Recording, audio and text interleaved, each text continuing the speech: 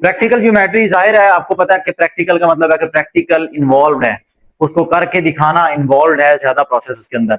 लेकिन यहाँ पर अभी जो हमारे पास सामने सिचुएशन है उसके मुताबिक हम क्या करेंगे कि उसके अंदर से कुछ चीजों को रट्टा लगाना पड़ता है। जैसा कि अब ये कहें जी राइट एंगल क्या है, सबको पता है कि रट्टा है, तो उसमें एक 90 डिग्री होता है, बाकी दो जो डिग्री है वो लेस देन 90 होना शर्त है, लाजिम है। और किसी भी ट्राई एंगल का इंटीरियर एंगल का सम 180 डिग्री होता है, शफान जाकर, ठीक है, सही अलर्ट होकर बैठना है। सबसे पहले इस बाबा जी को मार कर लें।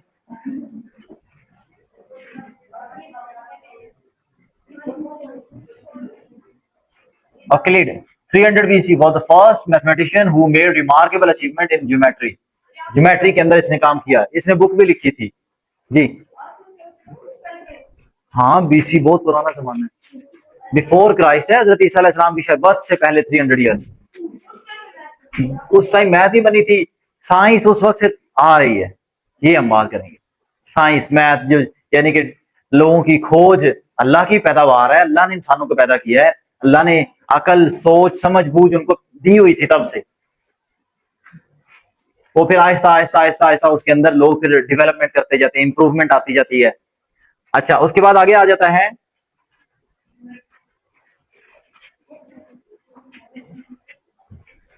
सबसे पहले अभी ये टॉपिक हमारे पास हाईलाइटेड एक आ रहा है, बाइसेक्शन। बाइसेक्शन ऑफ एंगल 60 30, अगर बाइसेक्शन ऑफ 30 करें तो 15, बाइसेक्शन ऑफ 20 करें तो 10। बाइसेक्ट का मतलब है दो बराबर टुकड़ों में बांट देना, तो वहां से आपने बाइसेक्ट का वर्ड याद रखना है। मार्क करें, बिल्कुल मार्क करें। यानी कि bisection of an angle means to find an angle half of the given angle. जितना भी एंगल दिया होगा, जैसे मैंने आपको बताया 20 का बाइसेक्ट फाइंड करें तो क्या निकलेगा 10 10, 2 डिग्री निकल आएंगे उसके। आगे इफ वी बाइसेक्ट एंगल 90, बच्चों वाली बात है, क्या निकलेगा 45, ठीक है। पेज नंबर ये याद रखना, जहां पे मार्किंग करते जा रहे हैं साथ साथ आपको पता है, इनके भी कहता है बाइसेक्शन हो तो क्या निकलेगा पता है हमें। If we draw a ray through G we will get an angle of, G किधर वाला बात कर रहे हैं, अच्छा ऊपर वाला वो वाला, बस ठीक है, यानी कि बाइसेक्शन पे फिलहाल बात हो रही है। यहां पे आ जाएं, रिमेंबर वाला box. A triangle has 3 sides, commonly पता है, 3 एंगल्स कॉमनली पता है, 3 वर्टिसेस कॉमनली पता है, कोई साइंस नहीं बड़ी बीच में। Egyptians built pyramids that are triangular in shape. Pyramids actually हर साइड से ट्राइएंगल नजर आते हैं, लेकिन उस जो पूरे का पूरा पिरामिड बना हुआ है उसके ऊपर जो स्टोन्स यूज किए गए हैं वो रेक्टेंगुलर शेप के हैं, स्क्वायर शेप रेक्टेंगुलर शेप ऐसे करके हम, वो ट्राइएंगुलर नहीं है, लेकिन वो जो एज अ होल पूरा पिरामिड देखेंगे तो वो हर साइड से क्या नजर आता है ट्राइएंगुलर, ठीक है। उस लिहाज से ये एमसीक्यू आ गया। आगे कहता है ट्राइएंगल की टाइप्स ऑफ ट्राइंगल किस किस लिहाज से, कहता है 2 लिहाज से सोचा जाता है। जब टाइप्स ऑफ ट्राइंगल बनानी हो ना, 2 लिहाज से फैसला किया जाता है। एक फैसला ये है कि विद रिस्पेक्ट टू साइड्स, कि उनकी साइड्स आपस में सारी बराबर हैं, सारी साइड ही आपस में डिफरेंट है, कोई सी 2 साइड आपस में बराबर है, तीसरी डिफरेंट है, ये 3 टाइप होगी। इधर triangle with respect two angles, कोई से 2 एंगल नहीं, तीनों एंगल आपस में बराबर हैं, एक एंगल 90 डिग्री है, तीनों एंगल 90 डिग्री से छोटे हैं, एक एंगल 90 डिग्री से बड़ा है, ये टाइप्स के नाम बनते जाएंगे। ट्राइंगल के अंदर टोटल सम तो 180 ही रहेगा इंटीरियर एंगल्स का, लेकिन जो हम बात कर रहे हैं बच्चे, आप कॉन्सेप्ट के ऊपर गौर नहीं कर रहे, सिर्फ प्रेजेंस नहीं चाहिए होगी, माइंड प्रेजेंट होना चाहिए, आप फोकस कर रहे हो, हाँ जो बात हो रही है वो मुझे समझ लग रही है, इतना एक अटेंटिव होकर बैठे। अब हम बात कर रहे हैं triangle with respect two sides, कि साइड्स के लिए ऐसे क्या क्या फैसला होता है। जैसा कि मैंने आपको बोला, कोई सी 2 साइड बराबर हो सकती हैं, तीनों साइड डिफरेंट हो सकती हैं, ठीक है, और कोई एक भी साइड बराबर नहीं हो, ये भी केस हो सकता है, उन्होंने सारा बताया। सबसे पहले कहा स्केलन, क्या कहा all side of different length, सारी की सारों की साइड्स की लेंथ डिफरेंट, कोई 5 सेंटीमीटर, दूसरी 3 सेंटीमीटर, तीसरी 8 सेंटीमीटर, कोई भी मेजरमेंट्स हो, तीनों की तीनों डिफरेंट हो, स्केलन। आइसोसेलेस, वैसे आपने ये चौथी पांचवी छठी में पढ़ा हुआ सारा। अब आ गया आइसोसेलेस, आइसोसेलेस में एटलीस्ट 2 साइड्स बराबर होंगी, and a triangle with 2 sides of equal major बराबर होंगी, क्या हो जाएगी आइसोसेलेस। तीसरी पे आ जाए, इक्विलेटरल ट्राइंगल जिसकी तीनों साइड्स बराबर होंगी, उसको क्या कहेंगे हम? Equilateral triangle. Each interior angle in an equilateral triangle is 60 degree. कहता है जब आप इक्विलेटरल ट्राइंगल की बात कर रहे हैं, साइड्स का तो हमने फैसला कर लिया कि उसकी तीनों साइड्स क्या होंगी? सेम होंगी। तो उसके कहता है तीनों इंटीरियर एंगल भी बराबर होंगे। ये सिर्फ और सिर्फ ये शर्त किसके लिए फिक्स है? Equilateral triangle. The sum of all interior angle of a triangle is 180। पहले से पता है कि ट्राइंगल के इंटीरियर एंगल्स का सम कितना होगा? 180। अब आगे आ गया विद रिस्पेक्ट टू एंगल्स। अब एंगल्स के लिहाज से फैसला करेंगे। ट्राइंगल्स के नाम अब एंगल्स के लिहाज से रखेंगे। वो क्या क्या है? एक्यूट एंगल्ड ट्राइंगल, कोई एंगल भी 90 से बड़ा नहीं होना चाहिए। A triangle is called an acute angle triangle if all angles are less than 90। सारे एंगल ही 90 से छोटे हों, जैसा कि ये है 55, 50, 75, तीनों को प्लस करो 180 बनेगा। लेकिन कोई भी एंगल 90 या 90 से बड़ा नहीं है, सारे ही 90 से छोटे हैं। हो गया। अब इसका दूसरा पॉइंट है, acute angle triangle can be equilateral. कहता बराबर बराबर भी हो सकती है, क्योंकि 60 60 60 हो। अगर एक्यूट तो वो है, इक्विलेटरल भी वो है। गॉट इट बच्चे? मैं फिर बता रहा हूं, अगर मेरे मुंह से निकले हुए अल्फाज आपके दिमाग में नहीं ना जा रहे, आप बेहतर है यहां क्लास से उठ जाए, आपको कुछ समझ नहीं लगे। साथ साथ चलेंगे तो आपके दिमाग में बात उतरेगी। ये जो बात अब मैं करी जा रहा हूं ना, एक ही ट्राइंगल के मतलब 6 एमसीक्यू बन जाएंगे। ध्यान से सोच के चलना, या आपने कंस्ट्रक्शन नहीं करनी, सिर्फ अपनी दिमाग की नॉलेज के साथ फैसला करना है। हाँ ऐसा हो सकता है वाकई में। जैसा कि मैं कॉमनली बात करूं, नेचुरल सेट किस किस का बेटा है या सबसेट है? किस किस का नेचुरल सेट? होल सेट क्या है? मोहम्मद अहमद कह रहा था नहीं है। सुने ध्यान से, दिमाग प्रेजेंट करें। Natural set, set of natural numbers. Whole number का सेट सबसेट है? बिल्कुल है। इंटीजर्स का सबसेट है? बिल्कुल है। रैशनल नंबर का सबसेट है? बिल्कुल है। इवन नंबर का सबसेट है? नहीं है। साथ ही हाँ में हाँ मिलाते रहते हैं। ठीक है, सोच समझ के चलना है ना कि एक ही सेट है नेचुरल नंबर, वहां से कितने एमसीक्यू हम बना सकते हैं, तो उस वे में सोच के चलें। कहते हैं एक्यूट एंगल ट्राइंगल की शर्त पहली तो थी कि उसके सारे डिग्री 90 से छोटे होने चाहिए। कहता है ये इक्विलेटरल भी हो सकती है। हमने कहा बिल्कुल बात जायज है, कहना बिल्कुल सही है बात। क्यों बोला? कि उसके अंदर भी क्या है, सारे 90 से छोटे हैं। इक्विलेटरल के अंदर सारे 60 60 60 के हैं। आगे आ जाए। If sum of two angles in a triangle is greater than 90 the triangle is acute है। ये भी बात जायज है। कह क्या रहा है? कहता है एक एक्यूट एंगल ट्राइंगल की ये भी शर्त है, कोई से दो एंगल प्लस कर दें, 55 और 75 और 50 ऐड करें, 125 आ गया। कहता है अब जो तीसरा एंगल आएगा ना, वो क्या होगा? वो तो 90 से वैसे ही छोटा निकला। दो एंगल्स को प्लस करें, अगर उनका सम 90 से ग्रेटर निकल आए तो वो पूरी की पूरी ट्राइंगल ही क्या निकल आएगी? Acute angle. नई शर्त निकल आई। यानी कि कहता है आप अपना एक्यूट एंगल का ही सोचें, फिर भी ये काम बीच में हो जाएगा, हर सूरत ही हो जाए।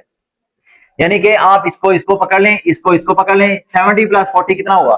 कहते हैं दो कोई से एंगल आपने पकड़े, सम कितना निकला? 90 से बड़ा। 110 है ना, 90 से बड़ा है। तो अब ये ट्राइंगल के बारे में आप दावा कर सकते हैं कि ये ट्राइंगल एक्यूट एंगल है। क्यों भला? थर्ड आने वाला एंगल ऑटोमेटिकली फिर 90 से छोटा हो जाना है, क्योंकि दो मिलके 90 से ऊपर जा रहे हैं ना अगर, तो तीसरा 90 से छोटा ही होना है फिर। इसलिए हम उसको क्या कह रहे हैं? Acute angle triangle.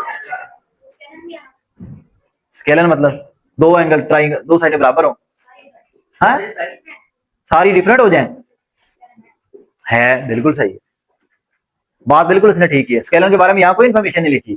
स्केलर ओहो, इधर आप जरा बताएं, मेरी तरफ देखिए, मैंने यहाँ पे कहा है कि स्केलर की कोई इन्फॉर्मेशन नहीं लिखी हुई।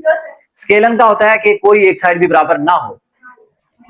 कहता है क्या ये उसूल एक्यूट एंगल के ऊपर लग सकता है? मैं कहता हूं नहीं लग सकता, लाजिम नहीं है। हाँ हो सकती है, एक्यूट एंगल हो सकती है कि वो स्केलर भी हो, नो प्रॉब्लम। देखो जैसा कि ये है, जैसा कि ये है, हो सकती है ना। लेकिन मसला सारा एक बन जाए ना कि साइड बराबर होने ना होने का हम दावा नहीं फिलहाल कर सकते। हो सकता है साइड बराबर हो, वहां ये बात इसलिए 100% फिट नहीं बैठ रही, कि हो सकता है हमारे एंगल के लिहाज से बात ठीक हो जाए, क्योंकि जो इक्विलेटरल ट्राइंगल है ना, उसका अजीब सही रूल है कि साइडें भी लाजिमन बराबर हैं, एंगल भी लाजिमन बराबर है, इसलिए स्केलन ट्राइंगल इसके अंदर फिट नहीं हो रही। अच्छा, एक्यूट के बाद अगली ट्राइंगल कौन सी आई? Right triangle. एक ही शर्त है, 1 डिग्री 90 का होना चाहिए, एक एंगल 90 डिग्री का होना चाहिए, बाकी से हमें गर्ज नहीं है, वो कम ज्यादा जो मर्जी निकल है। हाँ, इसके अंदर से छोटी सी शर्त निकल सकती है, right triangle can be isosceles, कहता है आइसोसेलेस भी हो सकती है।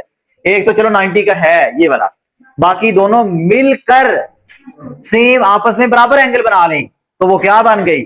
आइसोसेलेस। आइसोसेलेस यही है, दो एंगल बराबर हो जाते हैं, जब दो एंगल बराबर होंगे तो ऑटोमेटिकली वो क्या बन गई? आइसोसेलेस। आगे आ जाए, in right triangle one angle is 90 and the sum of other two is 90। ये भी बड़ी कॉमन सी बात है। एक ट्राइंगल टोटल एंगल कितना होता है आफ्ताब? ट्राइंगल का टोटल एंगल्स का सम कितना होता है? कितना? बिल्कुल ठीक है, ऊंची बोलें। 180, 180, ऊंची बच्चे खुल के बोला करें। 180 आया तो कहता है राइट एंगल के अंदर एक तो 90 पहले से है, तो बाकी दो जो है उन दोनों को प्लस करके आप कितना ला सकते हैं? 90 डिग्री। ठीक है। अच्छा, उसके बाद आ गया ऑब्ट्यूज एंगल्ड ट्राइंगल। हाँ, obtuse. A triangle is called obtuse angle triangle if exactly one angle is of measure greater than 90 degree। कहता है ट्राइंगल के अंदर टोटल 3 एंगल्स होते हैं, कोई एक भी अगर 90 से बड़ा आ गया तो उसका मतलब क्या है? वो ट्राइंगल पूरी का नाम पड़ जाएगा ऑब्ट्यूज एंगल ट्राइंगल। सिंपल सी बात है, ठीक है। An obtuse angle triangle cannot be equilateral। An obtuse angle triangle may be equilateral वाला क्यों नहीं हो सकती? साथ इक्विलेटरल क्यों नहीं हो सकती? 90 से बड़ा होना चाहिए, जबकि इक्विलेटर का मतलब है तीनों 60 60 60 के होते हैं, 60 60 60। उसके बाद an obtuse triangle may be isosceles और स्केलन। हाँ, ये हो सकता है। आइसोसेलेस का मतलब क्या है? दो बराबर हो। हाँ, एक हो फर्ज करें 92, अगले दो बराबर बराबर के कर लें, एक कर लें 90 या 90 से बड़ा, एक 90 चलो राइट एंगल होती है, एक कर लें 100, 100 है तो उसका मतलब क्या है? वो क्या है? ऑब्ट्यूज है। 90 से ग्रेटर हो गया ना, तो क्या हो गया? ऑब्ट्यूज। अगले दो 40 40 के हो जाए, ठीक हो गया, इक्वल दो डिवाइड हो जाए तो वो क्या हो जाएगी? आइसोसेलेस। और स्केलन कैसे हो सकती है भला? एक भी साइड बराबर ना हो, एक आ जाए 100 की, एक आ जाए 50 की, एक आ जाए 30 की। हाँ, हो सकता है ऑब्ट्यूज। नेक्स्ट, 90 नहीं रखेंगे, 90 होगी तो वो राइट एंगल, हाँ, ऑब्ट्यूज नहीं रहेगा। Need to know वाला, if the sum of two angles is less than 90 then the triangle will be obtuse angle triangle। दो एंगल्स का सम, कोई एक ट्राइंगल पकड़े, दो एंगल्स को आपने प्लस किया, अगर वो मिलकर 90 से छोटा हुआ, मतलब कहने का ये है आपने कोई से दो एंगल पकड़े, 25 जमा 45 कर लें, दोनों को प्लस करें, क्या बना? 70 70 बना ना। कहता है चूंकि आपने दोनों को प्लस किया, ये लेस देन 90 बन गया है, तो इसका मतलब है कंफर्म कर दें कि ये ट्राइंगल ऑब्ट्यूज है। क्यों? आने वाला तीसरा एंगल कितने का निकलेगा? 110 का। मेरे एक एंगल बीच में चाहिए था 110 वाला, यानी कि 90 से ग्रेटर वाला, तो 90 से ग्रेटर हमें इस थ्रू भी मिल रहा है। Got it? जी। अब ये सारे उसी वे में करते जाना। वो box, the sum of the length of any two sides in a triangle is always greater than the length of the third side. Common सी बात है। कहता है किसी भी ट्राइंगल के अंदर कोई, हाँ हाँ, ऑलवेज ही होती है। क्यों? नहीं नहीं, यहाँ एंगल की बात नहीं हो रही, पढ़े वाला क्या लिखा है? साइड्स, एंगल्स की बात नहीं हो रही यहाँ, साइड्स। कहता है कोई सी दो साइड्स को प्लस करें, वो always greater than the length of the third side होगा। अब आपके सामने जितनी ट्राइंगल आएंगे चेक करते जाना, ऐसा ही होगा।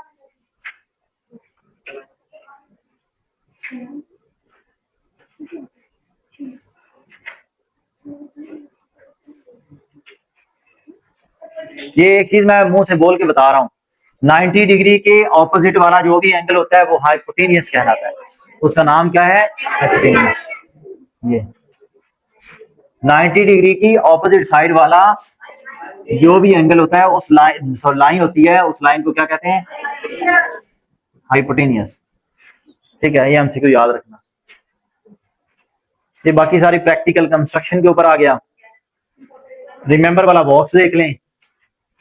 A scalene triangle can be acute angled, right angled और obtuse angled। आप बताएंगे स्केलेन ट्राइंगल कौन सी होती है?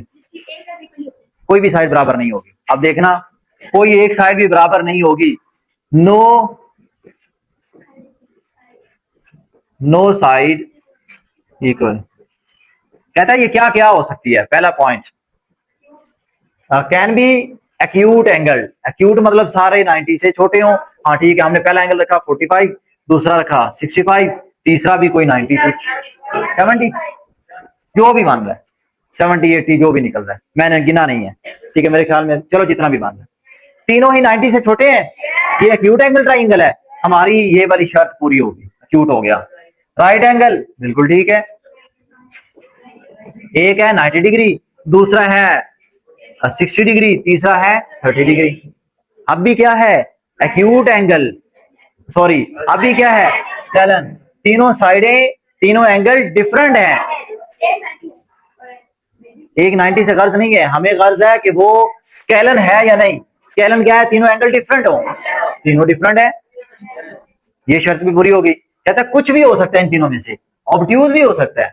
एक ले लें 110 या 100 ले लें या 110 ले लें, दूसरा कितना ले लें 31 ले लें, पीछे कितना बचा 40। आप देख लें एक ऑब्ट्यूज है तो उसका मतलब ऑब्ट्यूज एंगल ट्राइंगल होगी। अंडरस्टैंड?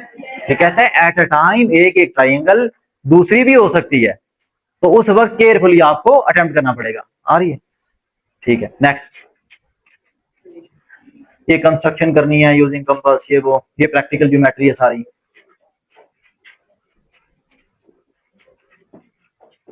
ये पॉइंट मार्क कर लें। The shortest distance is always perpendicular. पता है जब परपेंडिकुलर गिराते थे, वैसे तो ये इस डायग्राम से रिलेटेड बात लिखी हुई है, लेकिन आपको जब ये सवाल बनाया जाएगा वो इसी के मुतालिक सेम यही स्टेटमेंट बनेगी। The shortest distance is always perpendicular. जब हम परपेंडिकुलर गिराते थे, शॉर्टेस्ट पॉइंट का ये डिस्टेंस निकाला था, ऐसे ही है ना। A perpendicular bisector is a line which divides a line segment into two equal parts। ये भी मैंने आपको प्रैक्टिकली जब करके दिखाया था, मार्क करें मैंने कि बाइसेक्टर राइट एंगल पे जिसको बाइसेक्ट करता है वो कहता है दो इक्वल पार्ट्स में, इन दो लाइनों को दो इक्वल पार्ट्स में डिवाइड करके जाएगा वो, राइट बाइसेक्टर। नेक्स्ट आगे ट्राई वो नहीं करनी, इनको एक दफा रीड कर लेना, समरी को टिक लगा लें अपने पास। Angle properties of polygons. Honey bee आ रहा है नजर? हनी बी का ये जो भी सिमेट्रिकल है ये नजर आ रही है शेप। ये क्या है? 1 2 3 4 5 6, ये पेपर का क्वेश्चन एमसीक्यू मार्क करें। हनी बी का जो कॉम्ब होता है, या उसे उर्दू में क्या बोलते हैं? हाइव, छत्ता, बिल्कुल ठीक है। ये जो हाइव होता है, छत्ता होता है, वो सिमेट्रिकल जो फिगर उसकी बनी हुई होती है, उसके अंदर हर शेप हेक्सागोनल होती है। ये बात याद रखनी, हेक्सागोनल फिक्स है, तब्दील नहीं होती, वो हेक्सागोनल होती है। क्या होता है? नहीं, उसके अंदर ज्यादा शायद मार गया होगा। स्नेक की हेक्सागोनल नहीं है, वो देख लो कितनी है, 1 2 3 4 4 जी, नहीं 4 है, वो 4 है और नहीं। अच्छा आगे चले, होंगी जैसे आप कह रहे हैं, ठीक है सही है। नेक्स्ट आगे, ये नाम याद कर लेने, आपको शेप वाइज आपको पहले बताया हुआ है। ट्राइंगल 3 वाली, जो कि 2 वाली शेप की क्लोज फिगर नहीं होती, 2 लाइन के साथ कोई क्लोज फिगर शेप नहीं बन सकती, 3 लाइन के साथ एटलीस्ट बन सकती है, जो कि क्या है? ट्राइंगल। फिर क्या बनी? क्वाड्रिलेटरल, ये यानी कि स्क्वायर। क्वाड्रिलेटरल मतलब कोई भी ऐसी फिगर, रेक्टेंगुलर, स्क्वायर शेप्ड या ट्रेपेजियम या इस तरह का कोई भी फिगर का नाम ले लें, है 4 कोनों वाली, तो वो क्वाड्रिलेटरल हो जाती है। और ये आगे इसके बाद पेंटागन, पैरेललोग्राम, रेक्टेंगल, हेक्सागन, ठीक है। उसके बाद आगे जाके बल्कि एक बॉक्स आना है जिसके अंदर ये सारों के नाम लिखे हुए हैं ना तरतीब में। Angle formed between a side and extended side is called exterior angle. अब इसके कहने का मतलब क्या है? एंगल फॉर्म्ड ध्यान से इधर बात को समझ ले। फॉर्म्ड बिटवीन अ साइड, ये साइड ले लो, इस साइड और एक्सटेंडेड साइड के दरमियान में जो यहाँ पे एंगल बन रहा है इसको हम एक्सटीरियर एंगल कहते हैं। एक साइड और एक एक्सटेंडेड साइड के दरमियान में जो एंगल बनेगा वो एक्सटीरियर एंगल है। ये नहीं आप कहेंगे यहां से मैं शुरू करूं और यहां तक एंगल एक्सटीरियर एंगल, गलत है। एक्सटेंडेड किसको फिर कहेंगे? एक्सटेंडेड साइड और दूसरी साइड के दरमियान का एंगल क्या कहलाएगा? जहां से मर्जी बना लें, हाँ हर जगह पे बनेगा। फर्ज करो किसको एक्सटेंड किसको करूं, इसको या इसको? इसको एक्सटेंड कर दिया, अब कौन सा एंगल बनेगा? ये देखिए, क्या क्या, एक मिनट, हाँ इस तरफ बनना था, इस तरफ बनना, नहीं नहीं उस तरफ बनना था, दूसरी तरफ।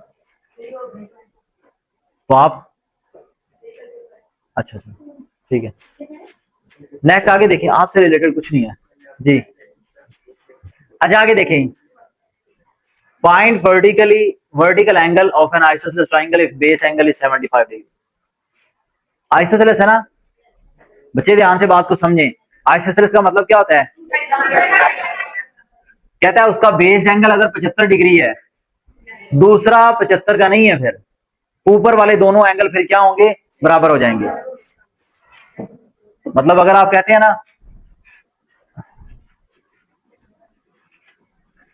To side equal,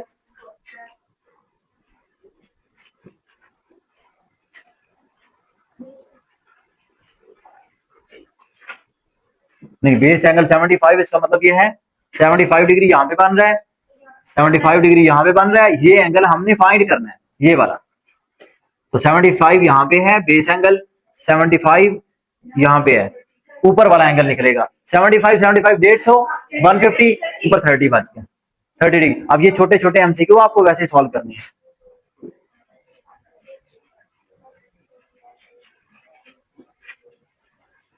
If complementary angles in a right angle triangle are equal to each other, then find these angles. मैं 2 सेंटेंसेस लिखने लगा हूं, आपने नोट करने हैं।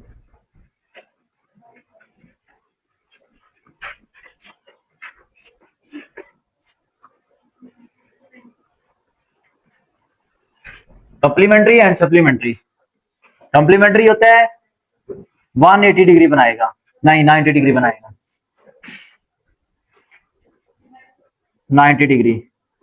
Supplementary 180 degree. लेकिन ये याद रखना ये एक एंगल नहीं होता, ये हमेशा ना ना दो भी नहीं, हो गई दो से, ये बात लाजमी याद रखनी है। यानी कि कंप्लीमेंट्री एंगल का मतलब है आपको पेपर में दे के 60 डिग्री कहेगा, 60 का कंप्लीमेंट्री ऑप्शन में से क्या है? आप कहेंगे 30 सर, 30 आंसर है।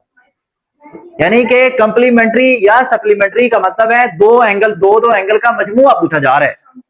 सप्लीमेंट्री का मतलब है कोई सी ऑप्शन में दो एंगल ढूंढे, एक है 110 तो दूसरा ऑप्शन क्या होगा? 70 डिग्री। ये मिलके क्या बना? सप्ली। ये एक दूसरे का रिश्तेदार है और दोनों एक दूसरे के सप्लीमेंट्री हैं। क्या? ना ना ना ना ना, यहां पे बात हो रही है सिर्फ कंप्लीमेंट्री और सप्लीमेंट्री, इसके ऊपर बात करेंगे कि कंप्लीमेंट्री कोई एक दूसरे का मतलब ऑप्शन में देता है। विच क्वेश्चन बना, which of the following is complementary of 30, question बन गया। Which of the following is complementary angle of 30 degree? Option A 90 degree, option B 60 degree, option C 150 degree. जी बनाए, क्या बनेगा? 60 डिग्री। इस वे में क्वेश्चन बनेगा कि कंप्लीमेंट्री बनाने के लिए कोई दो एंगल मिलकर सम 90 बना लेते हैं। सप्लीमेंट्री याद रखने के लिए तरीकाकार ये है, supreme court is the highest या बिगेस्ट कोर्ट इन पाकिस्तान। उस वजह से याद रख लें सुप्रीम कोर्ट मतलब 180, मैक्सिमम एंगल्स का सम कितना होता है? 180। ठीक हो गया। कंप्लीमेंट्री छोटी चीज है जी, सी से छोटा, बिल्कुल ठीक। हाँ ये भी ठीक है। नेक्स्ट आगे सुने, अच्छा वो ये यहाँ पे जितनी ट्राइंगल वगैरह ये डायग्राम बनाई गई है ना, यहाँ पे सिर्फ आपको एक ही चीज बताई जाएगी कि एक ट्राइंगल के अगर आपको एक से दो एंगल दे दिए जाएं तो तीसरा कैसे फाइंड करना है। कॉमन सी बात है, उन दोनों को प्लस करें, 180 में से माइनस कर दें। अयान खड़े हो जाएं, स्टैंड शाबाश। आप मुझे बताएं, मेरे पास एक ट्राइंगल है, एक एंगल है 40 डिग्री, एक है 30 डिग्री, तीसरा एंगल क्या होगा? मुझे एक सेकंड में आंसर चाहिए। गुड शाबाश। ऐसे ये पाकिस्तानी कौम ही डंडे की है, प्रेशर से चलती है। पहले सोचने लग गया तो प्रेशर डाला, फौरी जवाब दे। ठीक है, यानी कि फौरी तौर पे आपके माइंड में आना चाहिए हाँ मैक्सिमम क्या हो सकता है, 180 में से प्लस माइनस ही करना है ना। बैठ जाए, गॉट इट, आगे समय लगी अब जी। अब ये देखे ना, अब यहां भी क्या चक्कर चलाया है, एक में डब्बा बनाया यानी कि 90 डिग्री, ये 55 डिग्री, दोनों को प्लस करें, कहता है वाई बताएं, सेम कॉमन बच्चों वाली। अभी अब ये प्लस माइनस कर रहा है, 145 बना, ऊपर वाला 55 बच गया, गलत है जी। नेक्स्ट आगे देखें,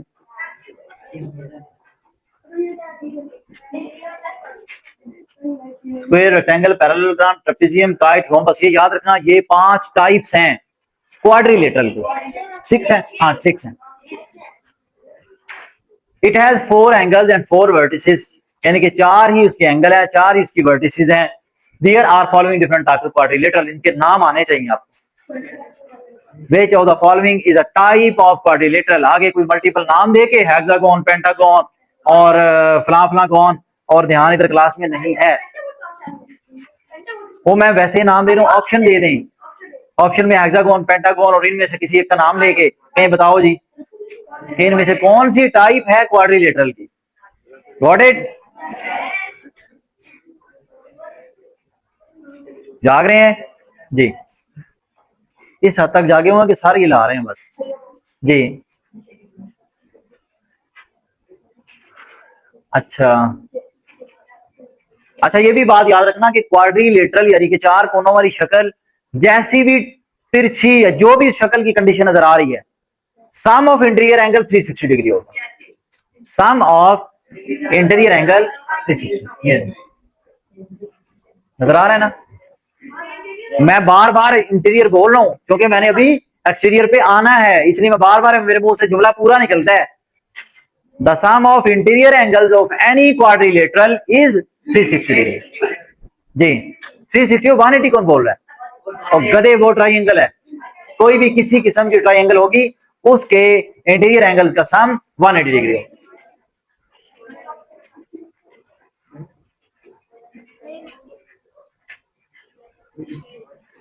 ध्यान से बात को समझना, कहते हैं every square is a parallelogram. Parallelogram तो मतलब वही है कि जिसकी दो दो साइडें बराबर हो आपस में, ठीक है। मतलब पैरेललोग्राम का मतलब ये है कि ये लाइन इसके बराबर है, ये लाइन इसके बराबर है। अब कहता है ये रेक्टेंगल भी हो सकती है, हमने कहा कोई बात नहीं, हमें कोई इतराज नहीं है, हो सकती है। Every rectangle is a parallelogram. ये रेक्टेंगल है, ये पैरेललोग्राम है या नहीं है? है, बिल्कुल है जी।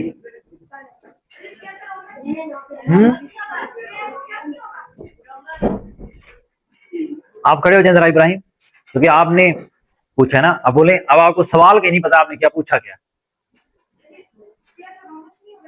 स्क्वायर रोम्बस बनेगा? ये कहां का उसूल निकला है?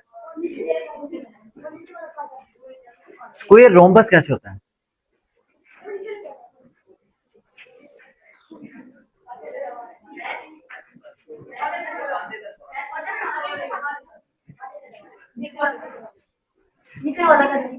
बैठ जाए, इधर सुने मेरी बात। यहां पे बात आई थी every square is a parallelogram. Her square, मैं एक स्क्वायर ड्रा करता हूं,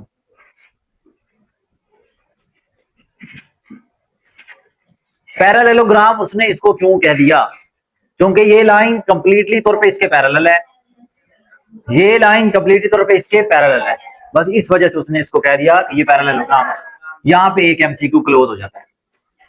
दूसरा एमसीक्यू क्या है? Every rectangle is also a parallelogram. हाँ तो ठीक है, हमें फिर भी कोई इतराज नहीं, रेक्टेंगल बनाते हैं।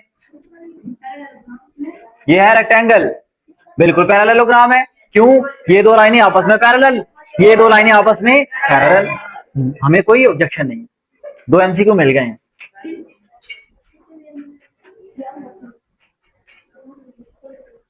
हाँ ये बात आई। अब इधर मिस्टर क्वेश्चन है, what is the difference between a rhombus and a square. बात को ध्यान से समझे ना, इनके जो इसके बारे में इंफॉर्मेशन लिखी है वही 100% साबित करती है कि हाँ ऐसा है वाकई में। एक तो स्क्वायर का हर कोना 90 डिग्री का होता है, स्क्वायर का हर एंगल 90 डिग्री का होता है। एक इंफॉर्मेशन तो ये है स्क्वायर के बारे में। दूसरा, इसके कहता है रोम्बस की सारी साइडें बस बराबर होंगी, ये शर्त है। ऑपोजिट साइड्स आर पैरेलल, वो भी ठीक है कि ये वाली साइड इसके पैरेलल है, ये वाली साइड इसके पैरेलल है, हमें कोई ऑब्जेक्शन नहीं है। Are not of equal length, diagonal equal length के नहीं है जबकि स्क्वायर में होते हैं।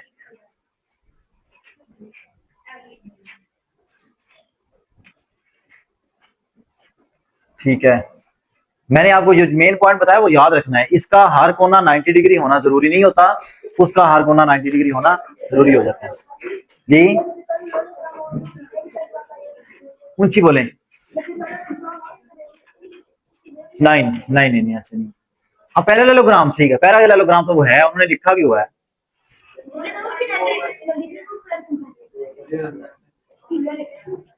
अच्छा उसके बाद आ गई ये क्या आ गई, काइट। काइट के भी वही लिखा हुआ है, two pairs of adjacent sides are of equal length. Pairs कहता है आपस में लेंथ के बराबर होंगे, यानी कि कहता है ये साइड इसके बराबर है, ये वाली साइड इसके बराबर है, दो साइड आपस में बराबर है। एक शर्त दूसरी, one pair of opposite angles are equal. Pair जो होगा एक एक पेयर आपस में इक्वल होगा, कोई एक पेयर, चारों नहीं, दो तो पेयर बनेगा ना, यानी कि ये इसके बराबर है, वन पेयर बराबर है। उन्होंने साथ एग्जांपल में लिखा भी हुआ है, पी वाला एंगल आर वाले एंगल के बराबर है, पी वाला एंगल ये है, आर वाला एंगल ये है, कहता दोनों बराबर हैं। ठीक है, नो इशू। एस वाला क्यू के बराबर नहीं है, ना ही उन्होंने ऐसी कोई शर्त लगाई है। Diagonals are perpendicular to each other. Diagonals, diagonal होता है ये लाइन जो बीच में गुजर के जा रही होती है, ये लाइन जो खुद से जो ड्रा की हुई होती है, कहता है ये एक दूसरे के साथ 90 डिग्री पे बाइसेक्ट कर रहे हैं। डायगोनल एक दूसरे को बाइसेक्ट कर रहे हैं।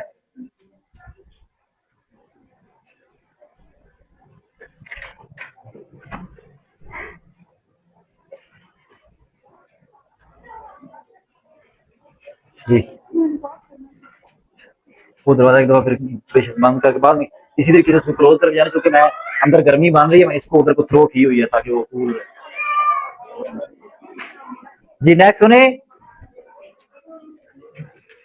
One diagonal Q S bisect the other diagonal P R, वो वही बात है कि बाइसेक्ट करेंगे उनके डायगोनल आपस में। नेक्स्ट आगे आगे ट्रेपेजियम। ट्रेपेजियम की शरात यह है कि वैसे तो 4 लाइंस हैं लेकिन only one pair is parallel to each other. जो ये दो हैं आपस में पैरेलल बिल्कुल भी नहीं होंगे, 100% है कि नहीं होंगे, ये दो आपस में पैरेलल होंगे। Only one pair of parallel sides, ठीक हो गया। To pairs of interior angle of parallel lines, यानी कि कहता है इसको और इसको सम कर लो, इसको और इसको आपस में सम कर लो, 180 डिग्री बना लेंगे, वो ठीक है, एक स्ट्रेट लाइन पे 180 वैसे ही बनता है। उसके बाद अल्टरनेट एंगल भी कह रहा बनेंगे, वाई एक्स जी, वाई एक्स जी कहता है ये वाला एंगल, और दूसरा एंगल कौन सा है, W G x, W G x, यानी कि ये वाला एंगल इस एंगल के बराबर है। मैं पॉइंट आउट कर दूं, ये वाला एंगल निचले वाला, ये वाला, ये इस वाले एंगल के बराबर होगा। सेम वे दूसरा भी, दूसरा कौन सा वाला, ये वाला एंगल किसके बराबर होगा, डब्ल्यू नहीं अकेला बोल लेंगे, उसको एंगल लिहाज से मेजर करेंगे। अच्छा आगे वही उसके लिहाज से छोटी छोटी डायग्राम है, यहाँ पे ये क्वेश्चन एमसीक्यू रिलेटेड नहीं है।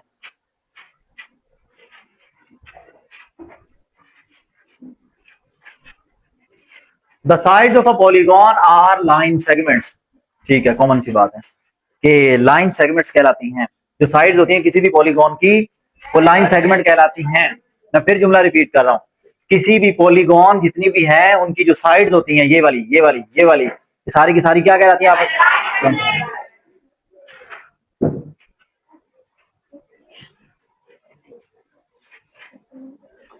ये था वो नेम जो मैं आपको कह रहा था, याद कर लेना।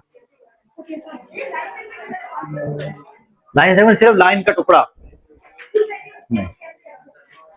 पेंटागन, हेक्सागन, उनके लिखा हुआ है कि पेंटागन की 5 साइड, हेक्सागन की 6 साइड, हेप्टागन की 7, ऑक्टागन 8, नोनागन 9 और डेकागन।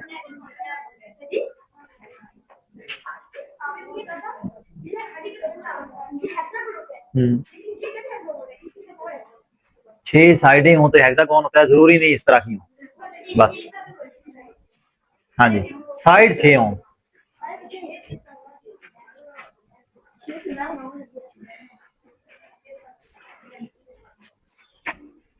ये बात याद रखना, यहां से एग्जांपल नंबर 3 से ऑनवर्ड क्या है, ये हैं तो लॉन्ग क्वेश्चन नजर आते हैं, सारे एमसीक्यूज है, खतरनाक किस्म के एमसीक्यूज, मतलब बहुत इजी है। आप समझ लेते हैं कि ये तो सॉल्व करना पड़ गया, मुसीबत गले पड़ गई है।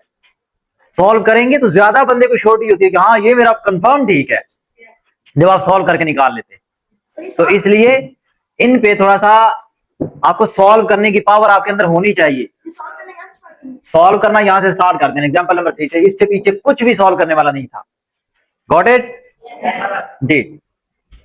Find the sum of interior angle, मैं फार्मूले लिखने लगा हूं, इसके बाद मैं डायरेक्टली पूछूंगा, हाँ जी बशीर, यहां भी नजीर खड़े हो जाएं, ये फार्मूला बताएं, समझ लगी? तो उस लिहाज से अभी मैं लिख के बताने वाला हूं। सम ऑफ, पहले बात सुन लेना, सम ऑफ इंटीरियर, इंटीरियर की बात हो रही है, सम ऑफ इंटीरियर, मैंने ये S dot I short form मैंने लिखा है, आप नहीं लिखेंगे, आप फुल फॉर्म लिखना तब याद रहेगा। Sum of interior angle n-2 multiply by 180 divided by कुछ नहीं है,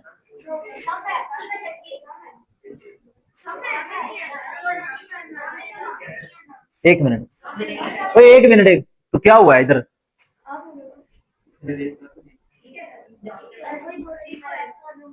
मैंने कर तो दिया, मैं आगे क्या करूं, तो फिर चुप कर जाए जी। हो गया ये सम ऑफ इंटीरियर एंगल का फॉर्मूला। उसके बाद sum of exterior angle is always 360 degree fix, कोई चेंजिंग इसमें नहीं आ सकती, चाहे वो क्वाड्रिलेटरल है, चाहे पेंटागन, चाहे हेक्सागन, चाहे हेप्टागन, चाहे नोनागन, चाहे ऑक्टागन, कुछ भी आ जाए, सम ऑफ एक्सटीरियर एंगल 360 डिग्री आएगा। नेक्स्ट, इसका दूसरा, ईच इंटीरियर एंगल, ये मैं लिख रहा हूं शॉर्ट फॉर्म में, आप पूरा लिखेंगे, ईच इंटीरियर एंगल, ये होता है रेगुलर फिगर के साथ, n-2 into 180 divided bye n, ये इंटीरियर, ऊपर वाली सारी बात किसकी है, इंटीरियर एंगल की, ये है हर एक एक एक एक एंगल, ईच कवर्ड आया हुआ है, यहां पे है सारे एंगल्स का सम, सारों को प्लस करके, जैसा कि ट्राइंगल के इंटीरियर एंगल का सम कितना था 180, क्वाड्रिलेटरल का था 360, या उससे ऑनवर्ड कोई भी बात करें, ठीक है, हर एक का फिर एक फिक्स होता जाएगा, लेकिन रेगुलर शेप के साथ। अच्छा, उसके बाद आ गया sum of exterior angle fix, लेकिन sum of each exterior angle change हो जाएगा, sum of each interior, sorry exterior,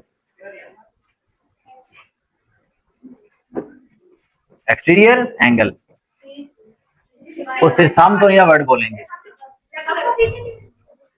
each exterior angle वो कितना आएगा 360 डिग्री डिवाइड बाई एन, जितनी वो शेप की साइड्स होंगी उतने से उसको डिवाइड कर देंगे। ये बहुत अच्छे तरीके से आपकी अंडरस्टैंडिंग होनी चाहिए इस पे, क्योंकि अगले आने वाला हर क्वेश्चन इसी से सॉल्व होना है, ठीक है। जैसे अभी डायरेक्टली उसने क्या कह दिया, नाम देगा मिस्टर, सिर्फ नाम आपको प्रोवाइड करेगा, हेक्सागोन का सम निकालो, हेक्सा सम वाला फार्मूला कौन सा है, ये हेक्सा का वर्ड का मतलब है 6, 6 माइनस 2 निकला 4, 4 को 180 के साथ 540 आंसर आ गया, 720, 720, 720, गॉट इट, यानी ये फिर एमसीक्यूज बनेंगे। बच्चे समझ लगी आपको बात की, देख लेना, फार्मूले आते हैं तो जहां पे जो पुट करना है इजीली पुट हो जाएगा।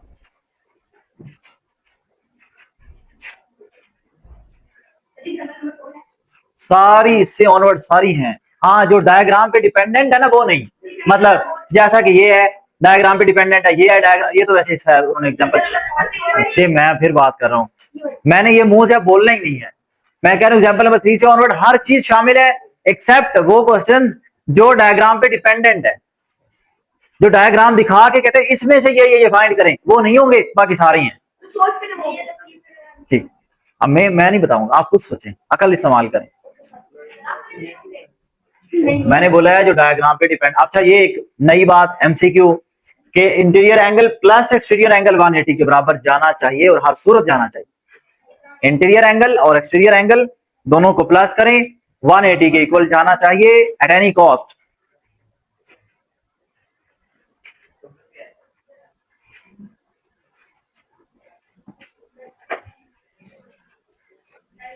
इससे ऊपर भी था, क्या कहते हैं, सम ऑफ एक्सटीरियर एंगल, ये तो मैंने लिखवाया है ना, ये तो मैंने लिखवा दिया। यहां से दो MCQ. There are two main types of polygons, यहाँ पे ये टाइप्स हैं, याद रखना, ये ना समझना हेक्सागोन पेंटागोन वो तो लातादाद है, काउंटलेस है, ऐसा नहीं होगा। ठीक है, मेन टाइप्स ऑफ पॉलीगॉन यहाँ पे यही है, कनकेव और कन्वेक्स, ये दो हैं। कनकेव क्या होगी और कन्वेक्स क्या होगी। अब दोनों में फर्क ये आएगा, कनकेव के अंदर एक एंगल ग्रेटर देन 180 होगा, मस्ट है, एक हो गया तो काम पूरा हो जाता है ना। A polygon which has at least one reflex angle is said to be a concave polygon, यानी कि कम से कम एक एंगल 90 से 180 डिग्री से बड़ा हो गया, ये एंगल 90 से कोई बड़ा हो गया, 180 से बड़ा हो गया, रिफ्लेक्स एंगल हो गया, उसका मतलब है कि वो जो भी वो फिगर होगी उस पॉलीगॉन का नाम क्या हो जाएगा, कनकेव। इसी तरीके से इसके ऑपोजिट आ जाए तो कन्वेक्स आ जाएगी, कन्वेक्स। 180 के बराबर या 180 से बड़ा एंगल नहीं होना चाहिए, छोटे ही होने चाहिए। All of its angle less than 180, convex आ गई। हाँ जी, इसमें लेस देन और उसमें ग्रेटर देन। ये एक एमसीक्यू है। The number of diagonals in a polygon can be calculated by using the formula. Number of diagonals count करने हो तो फार्मूला क्या लगेगा, n into n minus 3 divided by 2। n क्या होगा, वो जो पर्टिकुलर फिगर होगी उसके नंबर ऑफ साइड वगैरह। साउंड बंद करते जी।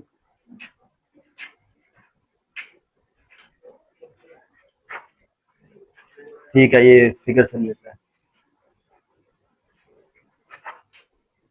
अब आ गई है रेगुलर पॉलीगॉन, जो मैं पीछे भी एक दो वर्ड बोला था, तो जो मैंने पहले फार्मूले भी लिखे थे वो रेगुलर पे ज्यादा फिट हो रहे थे, कि रेगुलर के अंदर जब हम बात करेंगे तो उसका मतलब है वो शक्ल प्रॉपर है, उसका हर इंटीरियर एंगल आपस में बराबर है, उसका हर एक्सटीरियर एंगल आपस में बराबर है, प्रॉपर शेप है, इर्रेगुलर नहीं है। मतलब कोई लाइन बड़ी है कोई छोटी जा रही है, ऐसा नहीं होगा, सब कुछ बराबर होगा। देख लें जैसा कि ये सब कुछ, सारे एंगल आपस में बराबरी की सतह पर होंगे, इक्वल होंगे, तो उसका नाम क्या बन जाएगा, रेगुलर पॉलीगॉन। ठीक है, ये उसका फार्मूला जो मैंने पहले लिख के दिया, ईच इंटीरियर एंगल निकालने के लिए और एक्सटीरियर एंगल निकालने के लिए, ईच एक्सटीरियर निकालने के लिए 360 डिवाइड बाई एन, जबकि एक्सटीरियर एंगल का सम 360 ही होता है। ठीक है, यहाँ पे उसी वे में वो निकालने के लिए कहेगा। सब कुछ ये मैंने पहले से बता दिया। और करें वो कहता है नोनागॉन है, नोनागॉन के ईच एक्सटीरियर एंगल बताएं, एक्सटीरियर एंगल तो 360 डिवाइडेड बाई 9 कर देंगे, नोनागॉन है 9 से डिवाइड कर देंगे। एन नंबर ऑफ साइड्स, या जो उसका नाम वो बताएंगे। हाँ जी, hexagon 6, octagon 8। Bee honeycomb is a network of regular hexagon, regular है ये, यानी कि प्रॉपर सारी साइडें आपस में बराबर हैं। तो चैप्टर के स्टार्ट में हमने शक्ल देखी थी। ये आगे उसी वे में ये सारे क्वेश्चन सारे एग्जांपल करनी। अब ये है डायग्राम से रिलेटेड, ये नहीं करना, इसलिए मैं आपको गिन गिन के नहीं बताऊंगा ये करें ये ना करें। अब आप अंडरस्टूड हैं, आपको पता होना चाहिए कि डायग्राम से रिलेटेड नहीं, बाकी सारे हम करेंगे। डायग्राम से रिलेटेड हम सब्जेक्टिव राउंड में करते हैं। अब ध्यान से देखना एक एमसीक्यू, फिर ना कहना ये बुक के बाहर से आया है। A tessellation is a repetitive pattern of polygons that fit together without overlapping and without gaps between them. Find a tessellation anywhere in your house or city. अक्सर ये टाइल्स के अंदर लगाया जाता है सिस्टम, मतलब टाइल के पीसेस कटे हुए आते हैं, उनको जोड़ के, या पजल गेम्स भी होती हैं, ये होती है ना पजल गेम्स, उनमें किस्म, हाँ क्यूब भी ऐसे होते हैं कि डिफरेंट किस्म की चीजों को अरेंजमेंट करके जोड़ना होता है। मतलब मैंने अपने बचपन में वो पजल देखी है, आप लोग तो ये ना क्यूब सॉल्विंग, वो होता है छोटे पीसीज हो जाते हैं 8-10, उन पीसीज को जोड़ जोड़ के एक फुटबॉल या कोई इस तरह की कोई डायग्राम में कुछ ना कुछ बन जाता था, ठीक है, उसको वो कह रहा है नाम है ये। अच्छा ये सॉल्व करनी है सारी। अब इसमें ये डायग्राम वाला आ गया, ये दो डायग्राम वाले आ गए, अगले पेज पे आ जाए तो यहाँ पर भी सॉल्व करने वाले हैं सारे without this, this is diagram related. ये क्यों नहीं करवाया? करवाया बच्चे, मैं आपको लिख के अभी फिर कर देता हूँ। The size of each interior angle is 8 times the exterior angle. Exterior angle 360 degree divided by n का 8 टाइम ले लें, किसके बराबर है ये? n-2 into 180 divided by N. इस तरह ये सॉल्व होना था। यहाँ पे n फाइंड करना है, n क्या है देखा ना, find the number of side, number of side को हम कहते हैं n। आगे सॉल्व करेंगे तो n से n यहाँ भी कट हो सकता है, ये बन जाएगा 8 मल्टीप्लाई बाई 360, यहाँ बचेगा 180 डायरेक्टली दूसरी तरफ, चूंकि पूरी से मल्टीप्लाई हो रहा है दूसरी तरफ ले जाके डिवाइड करते 180, ये इसके साथ कटा 2 बच गया, यहाँ रह गया 2 are 16 n-2, 2 तो जाके प्लस हो जाएगा, इज इक्वल टू 16 + 2 18, और इतने इतने तो एमसीक्यू बन जाते हैं, एमसीक्यू है, अंडरस्टूड में।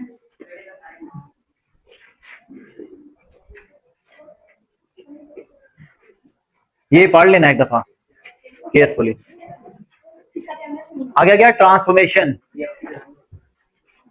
ट्रांसफॉर्मेशन, ट्रांसफॉर्मेशन के अंदर हम एक दूसरे का इमेज दूसरी तरफ एज इट इज लेके जाते हैं। इसके अंदर कॉमन एग्जांपल हमारे पास आती है जहां मिरर, मिरर में हम देखते हैं ना, हम अपने राइट ईयर को ऐसे पकड़ा हुआ है, मिरर में हमें नजर आ रहा होगा कि वो लेफ्ट ईयर पकड़ा हुआ है, उस वे में। और ये एमसीक्यूज या कॉमन सेंस के ऊपर बेस करते हुए भी क्वेश्चन आते होते हैं। एक मिनट, मेरे माइंड में क्या सवाल चल रहा था, एक मिनट चुप करें। हाँ, आपको कहा जाता है इस वक्त राइट 3 o'clock है, 3 o'clock है इस वक्त राइट, और क्लॉक वो है जिसके ऊपर 1 2 3 4 5 नहीं लिखा हुआ, पता है वो होते हैं क्लॉक, डॉट्स होते हैं, सिर्फ डॉट्स, 1 2 3 सिर्फ डॉट्स हैं, 3 o'clock है। मिरर में देखेंगे तो वो क्या होगा? 6 तो बन ही नहीं सकता, 9 o'clock। यानी कि उस वे में आपको हर चीज का पता होना चाहिए। एक बात मैं आपको हवा में ये बता दूं, सही है वो, एक चीज मैं आपको एक चीज और बता दूं, केयरफुली अंडरस्टैंड करना। क्लॉक होता है, अब मेरा बनना क्लॉक बड़ा गलत है, किस पे? हाँ ये इस पे बन सकता है, यहाँ आता है 6 o'clock, 3 o'clock, 12 o'clock, 9 o'clock, यहाँ पे आ जाएगा 1 2, नहीं गलत हो गया, यहाँ पे वो प्रॉपर होता है ना दायरा 1 और 2 ऐसे करके, यहाँ पे 4 5 7 8 10 11। अब मैं जो आपको चीज बताना चाह रहा हूं वो ये है, हर 2 पॉइंट के दरमियान जो ये एंगल बनता है वो 30 डिग्री बनता है। नोट कर लें इसको कहीं पे, बहुत जरूरी चीज है ये याद रखना। हर 2 पॉइंट के दरमियान जो एंगल बनता है वो 30 डिग्री फिक्स बनता है। अगर कहीं पे खुद आपको जोड़ के बनाना पड़ जाए ना क्लॉक, तो क्या करना है, 30 डिग्री का गैप रखना है। फिर समटाइम क्वेश्चन, पहले एक दफा नोट कर ले, मैं आपको बता देता हूँ। यहाँ पे 60, यहाँ पे 90, आप देख लो ये 90 है कि नहीं है? 90। एक दफा आप ये कर लो, मैं आपको अगले सवाल इसमें से जो जनरेट हो सकते हैं वो मैं बताता हूँ।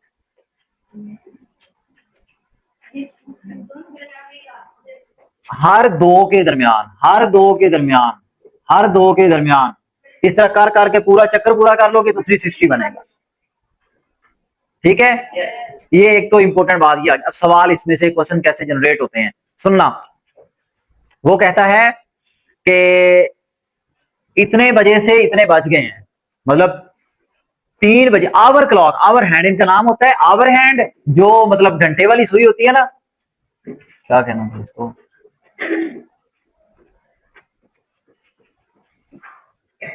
आवर हैंड कौन सी सुई होगी जो घंटे वाली है? छोटी, हाँ बिल्कुल, सबसे छोटी शायद वही होती है। हाँ सबसे छोटी वही होती है। ठीक है, कहता है उस वो 3 से 8 पर चली गई है, फर्ज करें पहले 3 बजे हुए थे, अब 8 बज गए हैं, तो बताएं उसने कितने डिग्री ट्रेवल किया। अब आपको 3 से 4 30, यानी कि दोनों का पहले गैप देखें, दोनों का गैप देखें, 5 का गैप है, 5 को 30 से मल्टीप्लाई 150 डिग्री। देखे ना, यहां से चली 30, 60, 90, 120 और 150, यहां तक आते आते 150 डिग्री ट्रेवल किया। आपने किया क्या, बड़ी वैल्यू में से छोटी वैल्यू माइनस की, 5 मल्टीप्लाई बाई वही गैप जो मैंने पहले लिखवाया उसको मल्टीप्लाई करें, 150 डिग्री आ गया। समझ लगी? इसका अब मिनट हैंड पे भी क्वेश्चन बन सकता है, सेकंड हैंड पर भी क्वेश्चन बन सकता है। Hour hand, minute hand, second hand. समझ लगी बात की? बच्चे बात को समझ लग रही? मैं फिर पूछ रहा हूं, इस पे एक तो इंटेलिजेंस में भी क्वेश्चन आते हैं, ठीक है, और दूसरी ये इसके अंदर जो मैं आपको बता रहा हूं, ये सिंपल सिमेट्री के अंदर भी क्वेश्चन आ सकते हैं जी। अब आ गई सिमेट्री, एक आ गई reflective symmetry. It is a type of symmetry in which half of the shape reflects the other half, same to same copy पड़ी होती है। सेम एक हाफ काटे, दूसरा हाफ सेम टू सेम बराबरी पे पड़ा हुआ होता है, उसे हम कहते हैं, उसका नाम क्या है, reflective symmetry. Known as mirror symmetry, क्योंकि वो सेम दिखा रही होती है, जिस तरह हमें मिरर हमारा सेम दिखा रहा होता है, तो उसे हम क्या कह सकते हैं, मिरर सिमेट्री। Got it? जाग रहे हैं ना जी। नेक्स्ट आ गई लाइन ऑफ सिमेट्री। नहीं, एक सिमेट्री का नाम और है, लाइन सिमेट्री कोई और, रोटेशनल सिमेट्री, सॉरी, वो तो लाइन ऑफ सिमेट्री उसके अंदर ड्रा होंगी, वो उसके ऊपर हम आएंगे। अब आई रोटेशनल सिमेट्री। रोटेशनल सिमेट्री है कि उसको घुमाने के बाद सेम वही चीज नजर आ रही है, घुमाने के बाद सेम वही चीज नजर आए, तो उसको हम क्या कहते हैं, रोटेशनल सिमेट्री। और क्या, फेरिस व्हील उसका नाम है, ये याद रखना। ये हमें तो, हम तो क्या कहते हैं, झूला पंगूड़ा जो भी कहते हैं, जो भी हम कहते हैं, डोली शोली, जो भी कह रहे हैं, आसमानी झूला, मतलब उर्फ आम में हमने जो नाम डाले होते हैं, वहां पे इसका नाम क्या, Ferris wheel. Look same after rotation, जाहिर है रोटेशन के बाद सेम ही नजर आएगा। ठीक है मिस्टर जी, धमकियां देखो कैसे लगा रहे हैं जी। अच्छा थोड़ा सा इस तरफ हो जाए, आप फातिर के पास चले जाए जी। अच्छा इधर देखें, आइडेंटिफाई रोटेशनल सिमेट्री, ध्यान से बात को सुनना, लेकिन उससे पहले हम यहां पे आएंगे। पहले mirror line is a line called line of symmetry, there are following line of symmetry that can be drawn in a square. अगर स्क्वायर के लिहाज से कहता है, बात करें आपके सामने कितनी ड्रा हुई है, टोटल 4 है, 1 2 3 4, 6 कहां से आ, कहता है ये बराबर पीसेस में काट रही हैं, किसी एक को भी पकड़ लें, उसके ऊपर कट कर दें, तो आपको शक्ल 2 बराबर टुकड़ों में कटी हुई नजर आएगी। ठीक हो गया? अब जी, अच्छा उसके बाद आगे आ जाएं। Line of symmetry in isosceles and equilateral triangle के अंदर अगर बात करें, इसके अंदर ना बुक्स पे फर्क होना है, कहीं पे डायग्राम गलत बने हुए हैं। In an isosceles triangle there is only one line of symmetry. Isosceles के अंदर, आइसोसेलेस कौन सी है, 2 साइडें बराबर है, कहता है उसकी एक ही लाइन ऑफ सिमेट्री है, इसकी ये 2 लाइनें बराबर है, एक ही लाइन ऑफ सिमेट्री बन सकती है मैक्सिमम, जो बराबर इमेज 2 दिखा रही है। ये एमसीक्यू है, 1 लाइन ऑफ सिमेट्री है उसकी, किसकी, आइसोसेलेस की।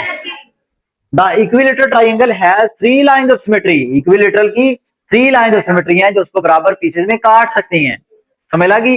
एक वही अप से डाउन, एक इधर को गुजारे एक उधर को गुजारे, कहता है बराबर लाइन ऑफ सिमेट्री बनेगी। लेकिन ये याद रखना, आपके पास डायग्राम सही प्रॉपर बनी हुई हो, ये मेरे हाथ से ना बनी हो जी। बच्चे सही बोले, नहीं वो मैं बता रहा हूं, ऊपर नीचे वो गलती हो जाती है ड्राइंग के अंदर। नेक्स्ट आ गया लाइन ऑफ सिमेट्री इन, आगे ये डिफरेंट शेप्स आ गई। रेक्टेंगल में भी 4 बनेगी, रोम्बस में नहीं 2 ही बनेगी बच्चे। हाँ ये देखें, रोम्बस बनी हुई है, 2 ही है, और कहां से काटोगे, ये क्या है, रेक्टेंगल, इसमें भी 2 ही बनेगी जो बराबर टुकड़ों में ले आएगी। आप नंबर ऑफ पीसेस ना गिने अंदर के 4 टुकड़े बन रहे, 8 टुकड़े बन रहे, ऐसे ना गिने। आप ये सोचा करें कितनी लाइंस हैं जो उसको 2 बराबर हिस्सों तक डिवाइड कर सकते हैं, उस लिहाज से सोचा करें। नेक्स्ट, ये आ गई जो मैंने आपको पहले बताया, रोटेशनल। अब रोटेशनल के अंदर ध्यान से बात समझने वाली क्या है, कहता है we see that 90 degree rotation clockwise और एंटी क्लॉकवाइज, इस शक्ल के अंदर अबाउट पॉइंट ओ के गिर्द, we do not get the original figure, क्योंकि कलर पे बात आ गई ना। 90 डिग्री कहता है जब हम रोटेट कर देंगे तो हमें शक्ल, यहां से हमने 90 डिग्री रोटेट किया, ये वाली आई है, कहता है हमें सेम शक्ल नहीं मिली। सेम शक्ल क्यों नहीं मिली? सेम शक्ल तो ऐसे ऐसे ये पड़ी हुई है, सेम तो नहीं मिली हमें। कहता है we will get the original figure again कब? If we rotate 180 degree. 180 पे जब हमने उसको ऐसे किया तो अब देखें दोनों शक्लें आपस में क्या है, सेम लुक में है। कलर पैटर्न नहीं सेम रहा लेकिन सेम लुक दे रही है। अब एक अगले सफे पे देखें जरा, पेज पे ये देखें, ये क्या कर रही है, हर पोजीशन पर अपनी शक्ल सेम रख रही है। हर 90 डिग्री के रोटेशन के बाद अपनी शक्ल सेम रख रही है, जबकि पूरा फुल स्विंग हो जाने के बाद, 360 पूरा घूम जाने के बाद दोबारा अपनी असल कंडीशन में भी आ जाती है। असल उसकी ओरिजिनल कंडीशन क्या है, जहां पे जो कलर था वहां पे वही कलर आया, जहां पे जो कलर था वहां पे वही कलर आया। समझ लगी बात की जी। The order of rotation is the number of time the shape becomes same in one full rotation. कहता है इसको आपने कितनी दफा घुमाया सेम लाने के लिए, 1 2 3 4, 4 time. We rotate the square about point O anti clockwise through 90 degree. कहता है 90 डिग्री पे हम इसको घुमाते हैं हर दफा, यानी कि देखना कोई है, कुछ स्क्वायर टाइप शेप पड़ी हो, कोई चीज पड़ी होगी बच्चे, कोई चीज देना एक दफा।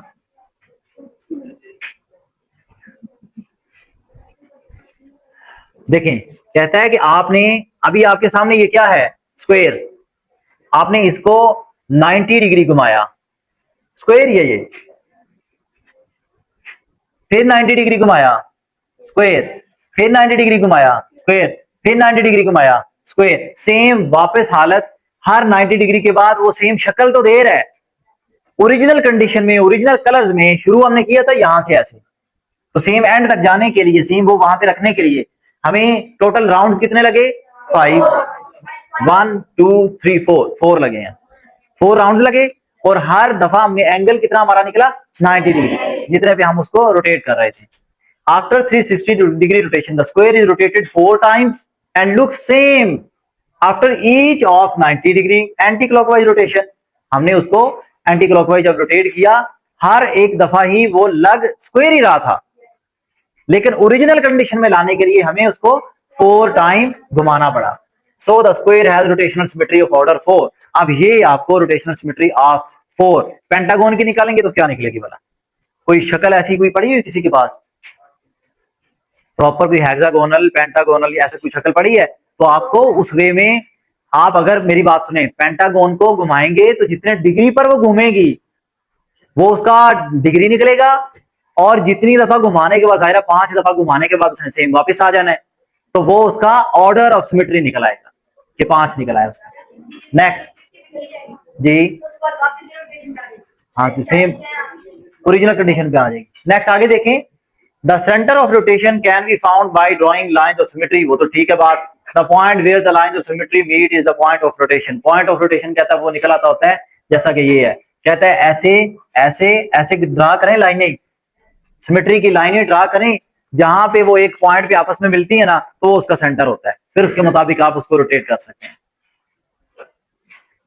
अच्छा ये देखें, in regular polygon with n sides the number of lines of symmetry are n।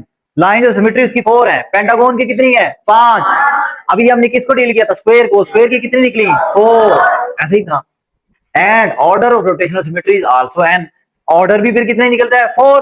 Pentagon का कितना था, 5, और अभी स्क्वायर किया, स्क्वायर का कितना निकला, 4। एंगल ऑफ रोटेशन कितना निकालना है, तो 360 डिवाइडेड बाई 4 किया तो 90 निकला। पेंटागन का निकालना है एंगल, अभी मुझे तो नहीं पता था ना, मैंने बोला था हमने क्या करना है, 360 डिवाइडेड बाई 5 करेंगे पेंटागन के लिहाज से, तो पेंटागन अब मैं किसी का भी पूछ सकता हूँ, आपको पेपर में किसी भी शेप का पूछ सकता हूँ, आपने 360 डिवाइडेड बाई वो जो शेप जिसका मैं नेम लूंगा उससे डिवाइड करना होगा। 5 7 श्योर 72 डिग्री उसका है, ऑर्डर ऑफ रोटेशन जो उसका वो बनता है ना, angle of rotation, sorry order of rotation, तो उसका नंबर ऑफ टाइम हो जाएगा ना जितनी दफा हम उसको करेंगे। अब आ गई ट्रांसफॉर्मेशन, वो अलग पीछे टॉपिक एक अलग खत्म हो गया, अब टॉपिक अलग है। अब टॉपिक क्या है? Transformation is the mapping of a geometric figure. एक तो ये आ गया एमसीक्यू, मैपिंग को कहते हैं।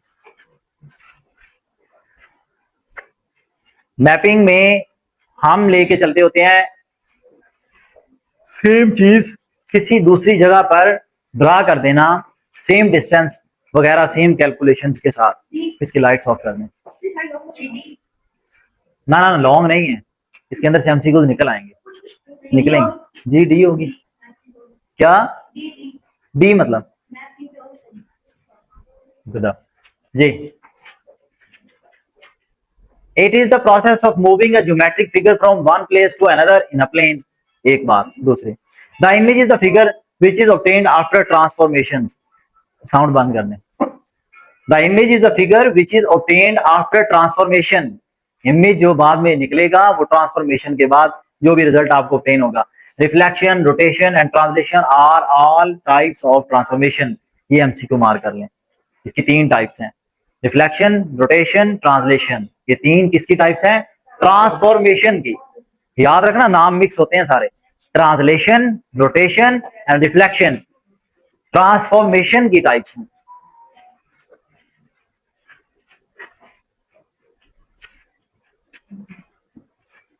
पहले इसकी डेफिनेशन देखें। The mirror image produced by flipping a figure over a line is called reflection. इसमें वो 2 यूनिट राइट 3 यूनिट अप वो जो हम जाया करते थे ना, वो रिफ्लेक्शन भी।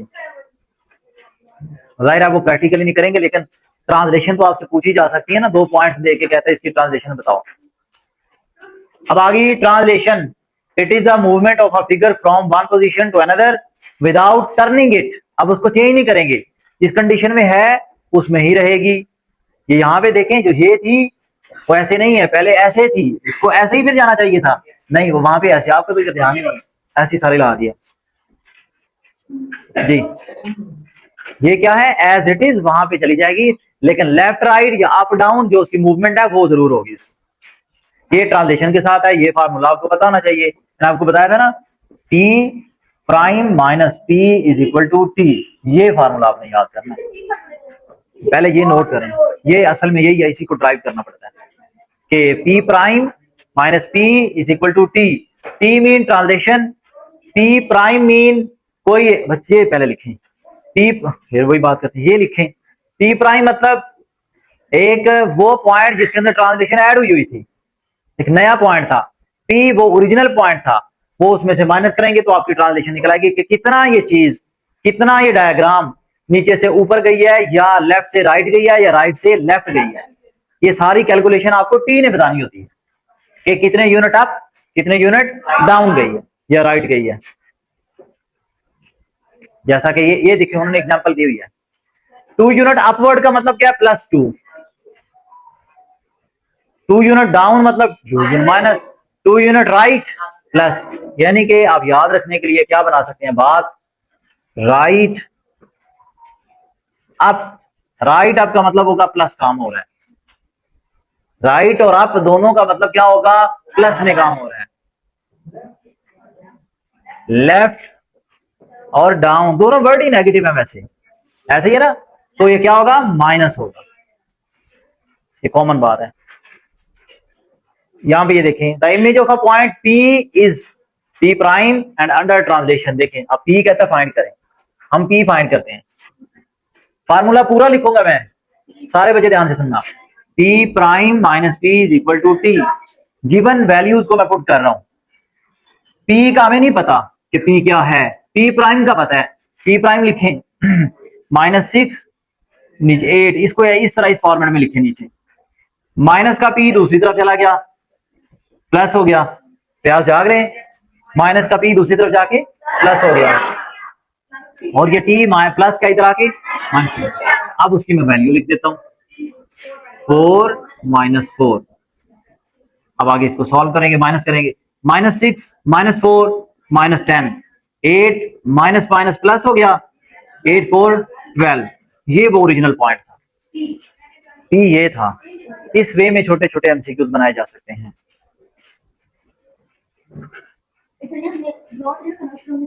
हाँ, ड्रॉ ड्रू कुछ नहीं करना, ये सिर्फ जाहिर ऑप्शन गिवन होंगे ना, एमसीक्यूज में ऑप्शन होते हैं, तो वहां से आपने तुक्का क्यों मारना है, सॉल्व करेंगे।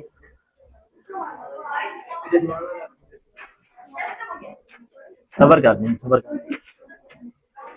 ये इस तरह के क्वेश्चन बन जाएंगे। क्वेश्चन ये तो आ गया ना, मैप डाउन कर लिया, ट्रांसलेशन जहां पे फाइंड करनी है वो एमसीक्यू बन सकता है। चैप्टर एंड है और इसकी रिव्यू बड़ी अच्छी तरह से पढ़ लेनी है, इसके ये छोटे छोटे एमसीक्यूज हैं, बाकी चैप्टर एंड है। चैप्टर नंबर 4 का कल टेस्ट होगा।